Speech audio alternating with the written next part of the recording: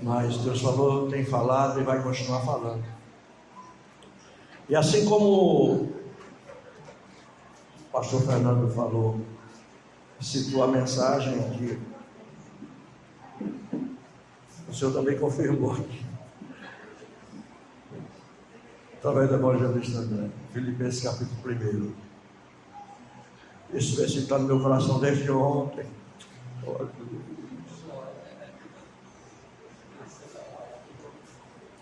Como tem sentido, amados irmãos, a gente compreender como é tão verdadeira essa palavra para aqueles que estão em Cristo, a qual o apóstolo Paulo cita, que viver é Cristo, morrer é lucro. E o apóstolo Paulo, nessa carta que ele escreve aos Filipenses, ele está preso, né, amados irmãos? O apóstolo Paulo está preso. Mas não se dá o início, o trabalho de um missionário nessa carta Filipenses. Ele dá-se início desde o momento que ele estava a caminho de Damasco. Então não é porque ele está preso que ele começa aqui a revelar uma grande obra literária e inspirada por Deus aos Filipenses e a todos nós, né, amados? Então assim somos cada um de nós. Todo o processo começou desde o dia que nós levantamos a mão para Cristo e que tudo passou, tudo se iniciou com esse grande processo em nossas vidas, que viver é Cristo e morrer é lucro. Se a gente pudesse simplesmente ficar nesse versículo, teria que explicar muito e muito o que significa isso, né? Viver a Cristo. Mas se a gente, pelo menos a princípio, ler alguns versículos que antecedem esse momento que culmina nessa declaração diante do Pai, do Filho e do Espírito Santo e de toda a igreja de Cristo Jesus, se a gente ler, a gente vai entender muito mais. E sendo muito mais específico, amados irmãos, como é que uma pessoa assim, só tendo Deus na sua vida, ele inicia da forma que aqui nós vamos citar dentro do versículo 12. Eu quero, irmãos, que saibais que as coisas que me aconteceram contribuíram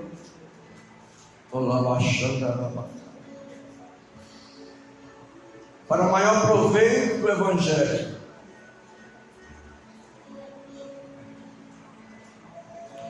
De maneira que as minhas prisões em Cristo foram manifestas por toda a guarda pretoriana, por todos os demais lugares.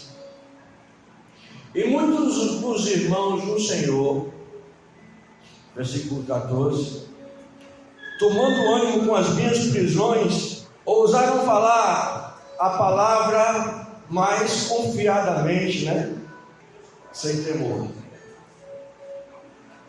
Quem nessa manhã, neste lugar, se encontra livre? Se você é livre, diga glória a Deus.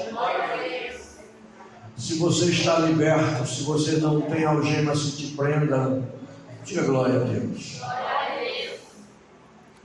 Rapaz, eu acho assim tremendo, porque a liberdade que nós temos em qualquer território, aonde a gente chegar, aleluia, em qualquer esquina, em qualquer circunstância, nós temos a liberdade somente de abrir nossa boca.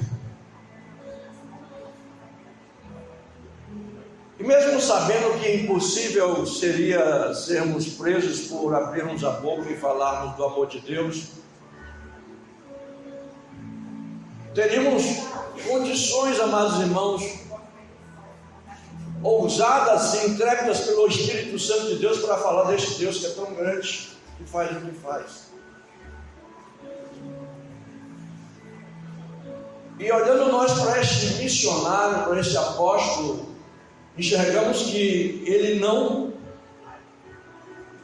mais uma vez repetindo, ele não se limitou a proclamar ou falar de Cristo e tomar para si e dizer: Cristo na minha vida, Cristo nos momentos mais difíceis, até mesmo na morte, no momento da morte. Nós encontramos aqui, amados irmãos, neste apóstolo, algo que pode até nos envergonhar.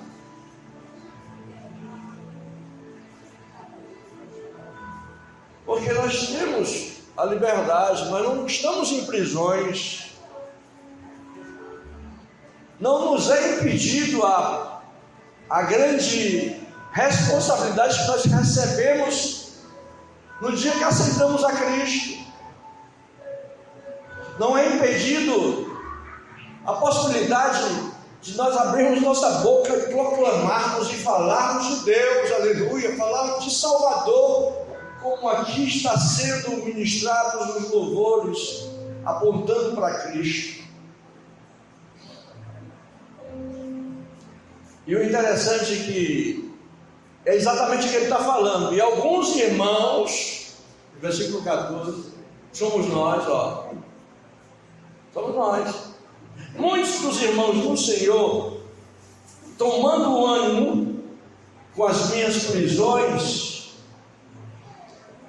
muitos dos irmãos, a igreja de Cristo, a igreja de Atos, ela é avivada, é animada, impelida pelo próprio Espírito Santo de Deus e pelas as circunstâncias a qual o apóstolo Paulo vivia. Em prisões, mas não calava a sua boca, não se tornava com aquele sentimento que eu acho que é um dos sentimentos mais pobres, de autopiedade. Aleluia. Mas ele falava, ele disse que até mesmo toda a guarda pretoriana e todas as regiões ali provinciais próximas de Roma tomaram conhecimento do que ele tinha como excelência para pregar, para falar, para anunciar, aleluia, Jesus, ainda que ele fosse e foi preso. Então, amados irmãos, nós temos essa liberdade. A gente precisa tomar ânimo. Se viver é Cristo, amados irmãos, e nós não praticamos, e nós não vivemos, não anunciamos, não manifestamos, não estendemos a mão, atitudes, atos, coração, aparência, interior, palavras, se nós não temos, não é viver Cristo para nós. E interessante, né, amados irmãos, que ele diz: viver e morrer. Quando ele fala de morrer, ele apresenta a grande esperança, aleluia, Jesus. Muitos, eu já falei isso aqui na igreja, tem pessoas assim: eu não aguento mais. Aí tem uns que não verbalizam, não tornam conhecido as suas expressões diante de Deus. Deus, eu não aguento mais, me leva logo. Eu sempre falo, essa é a oração covarde. Fica aqui. E será que tudo aquilo que você já passou, pode ser tudo aquilo, você pode juntar tudo, aquilo que você passou, as suas dificuldades, as suas lutas, todos os seus momentos difíceis, percas, você juntando, será que pode se comparar com o momento que você está vivendo hoje ou ontem, a qual você disse: eu não aguento mais? E muitos dizem mesmo: me leva logo, Senhor. Quando eu estou com isso, eu não digo isso, não. Isso aí é oração contrária, porque Ele é o teu Senhor, Ele é o teu mestre, Ele te comissionou, Ele te ortogou com poder e graça, e Ele diz para ti: aonde tu fores, aleluia, não será tu que falarás, mas será eu que colocarei palavras na tua boca, tu falarás. E eu estarei contigo. Então ele comissiona, ele envia e ele se responsabiliza. Se você está vivendo hoje um momento difícil, saiba que o Senhor está te apreciando e ele não permitirá, como foi falado aqui pelo pastor Fernando e as Escrituras Sagradas, que as águas venham te submergir, o fogo, a chama venha arder em ti e te queimar, nem até mesmo o cheiro, como lá os 3 que foram jogados na fornalha. Se a prova é ardente, nem cheiro de fumaça na tua vida ficará, porque o Senhor estará contigo. Aí, amados irmãos, você vê uma coisa interessante, ó. Se não queremos passar por provas, nós não teremos a condição de compreender o que está reservado para nós no futuro, da parte de Deus. Um futuro reservado sem a presença de Deus em nossas vidas, se pode ter certeza que é destruição. Mas o futuro de Deus reservado para a sua vida, o futuro de Deus na sua vida reservado, saiba que é vida eterna, que é eternidade com Ele, é cuidados dEle, é condução dEle, é direção dEle, é Ele contigo no futuro, é Deus contemplando o teu passado, presente e futuro. Ele é onisciente, aleluia. Ele conhece, nós sabemos até este momento, um passo eu sei, se eu tiver que dar o segundo passo eu ainda não sei, mas se eu der, eu sei, até que o Senhor comigo, porque nós, o que está reservado para nós, é o Senhor que sabe. Então, quando não queremos ou nós simplesmente afrouxamos os momentos difíceis e não nos colocamos diante de Deus, Senhor, eu estava falando,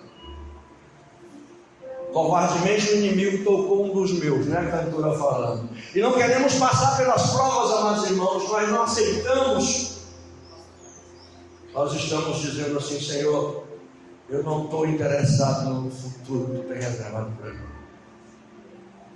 O Senhor Jesus Cristo, sendo Ele o Filho de Deus, Ele deixou registrado para nós, Senhor, se for possível, passa. E depois Ele deixou a grande lição: não seja feita a minha vontade, mas seja feita a tua vontade, Pai. Eu vou beber do cálice. Então, o que está reservado para cada um de nós, amados irmãos, assim como para o apóstolo Paulo, são obras de Deus. Você, como instrumento chamado, eleito, enviado e reconhecido aparentemente e espiritualmente no mundo a qual nós vivemos, porque o inimigo de longe ele nos conhece no sentido de dizer, está bem ungido. Então eu digo reconhecido horizontalmente, verticalmente ortogado por Deus e até mesmo espiritualmente no século a qual nós vivemos. Você pode perceber, você sendo esse instrumento de Deus, faz como o apóstolo Paulo recebeu do profeta Ananias, vai lá e ora, porque ele é um instrumento, ele é escolhido,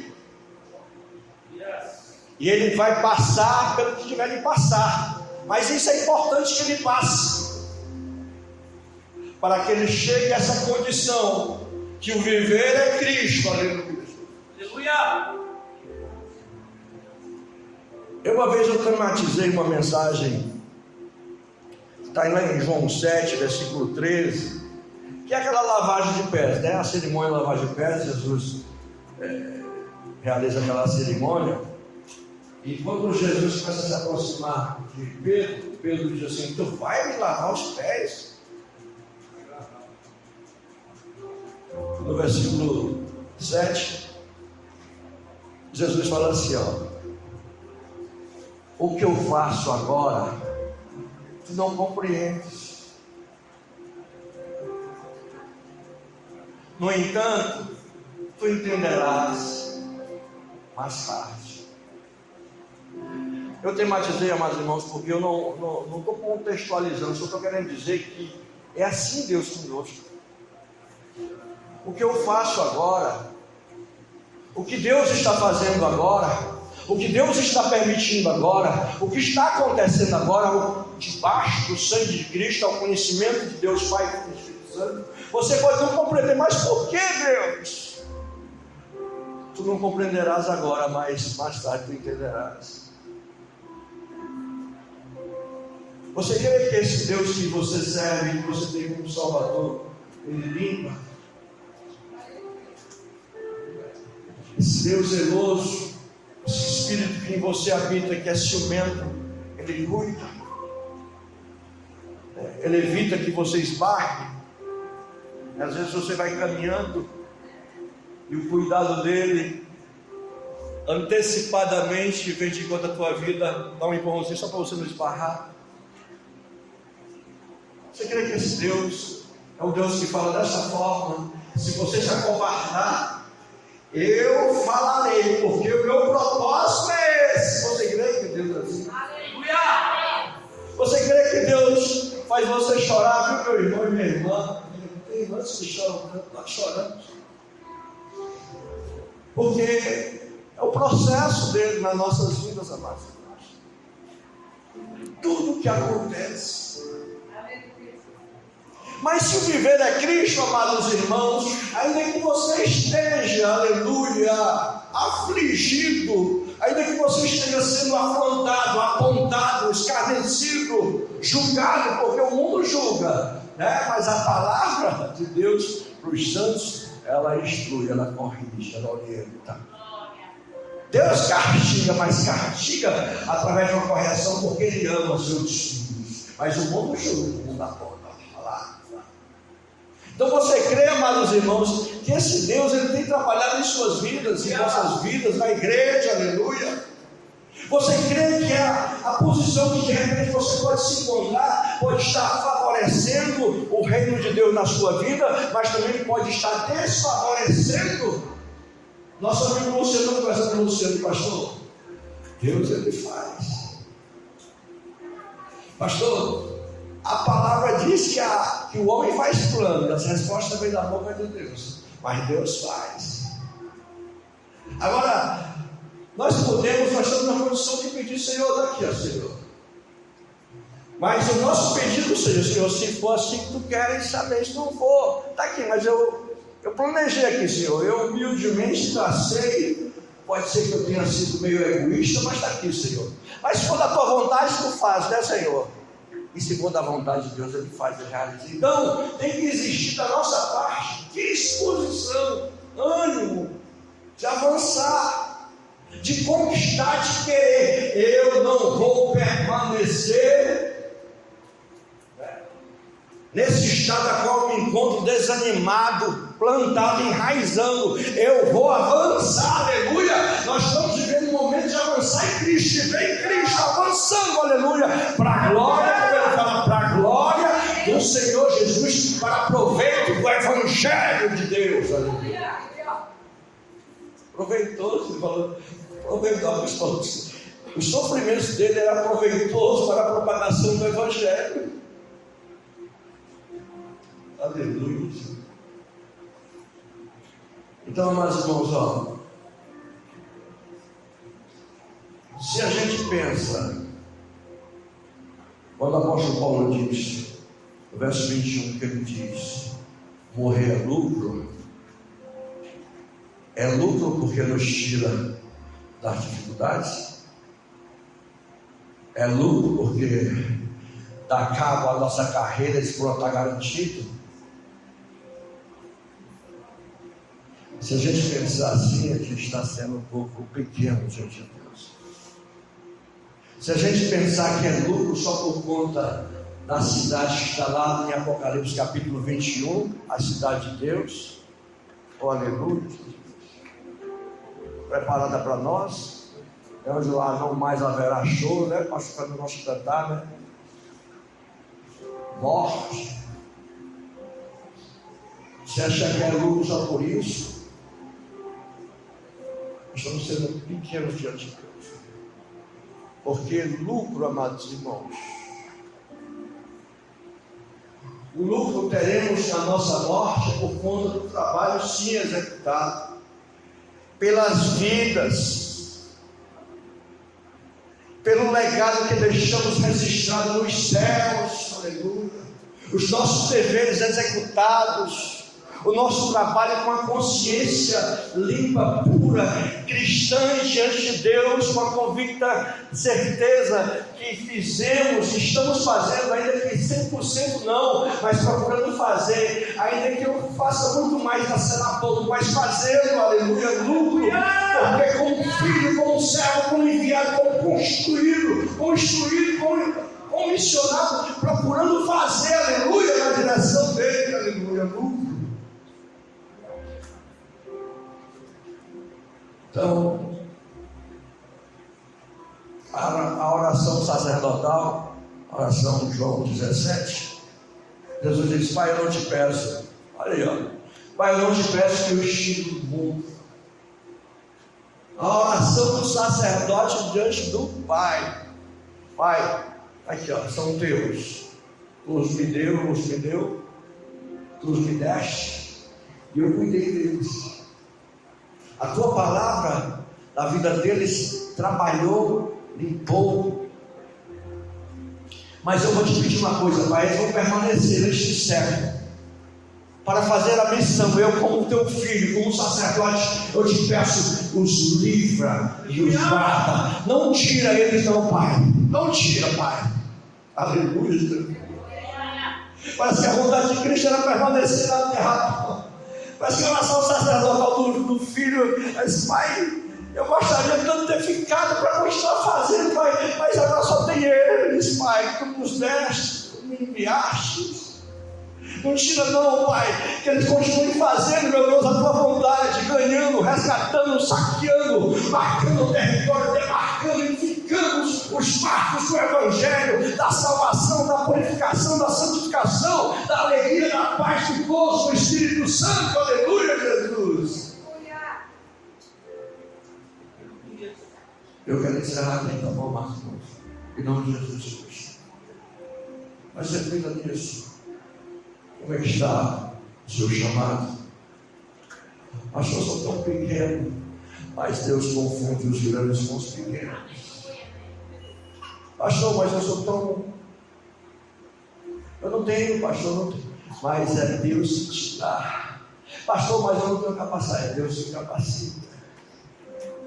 Se Ele te chamou, é porque Ele sabe, Ele se responsabiliza. Grande será a obra através da sua vida. Amém, igreja? Eu quero agradecer a Deus, em nome de Jesus.